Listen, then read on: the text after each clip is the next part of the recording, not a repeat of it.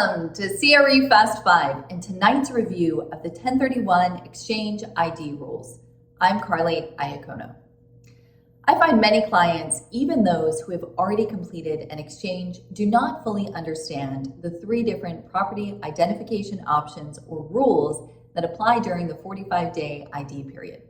There is really a bit of strategy required during your ID period to maximize your backup options and increase your chances of having a successful 1031 exchange. Really, one rule is not better than another, and which you should choose is very dependent on the specifics of your exchange. Let's go through each rule now. Let's start with the rule that I see used the most often, the three property identification rule. Under the three property rule, you can identify up to three properties of any value and close on one, two, or all of the properties you have identified. This rule works well if you're using leverage, as there is no limitation on the price of the replacement properties. It also works well if you intend to only purchase one property, because it leaves you with two additional slots for backup investments. The second rule is called the 200% rule.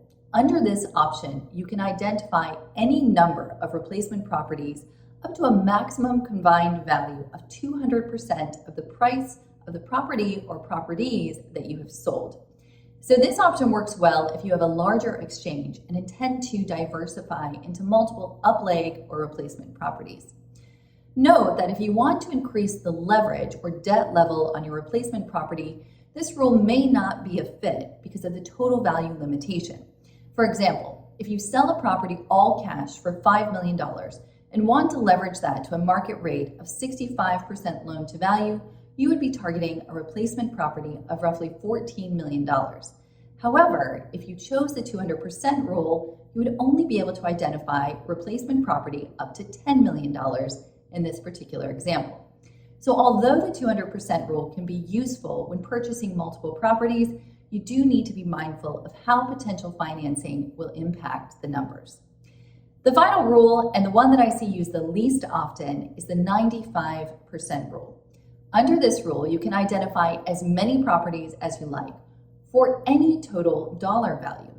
This removes the limitation of both value and quantity imposed by the other rules and seems too good to be true, right?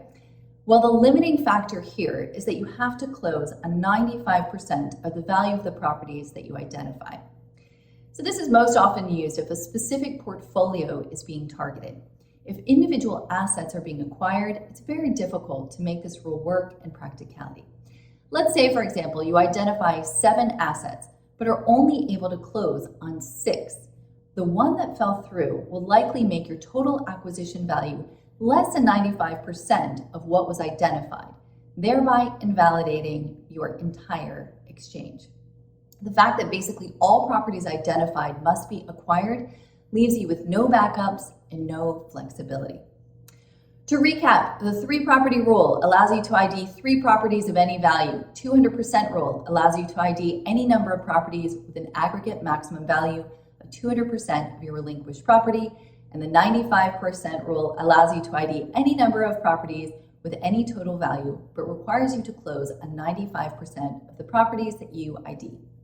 If you're looking for assistance executing your next 1031 exchange, give me a call.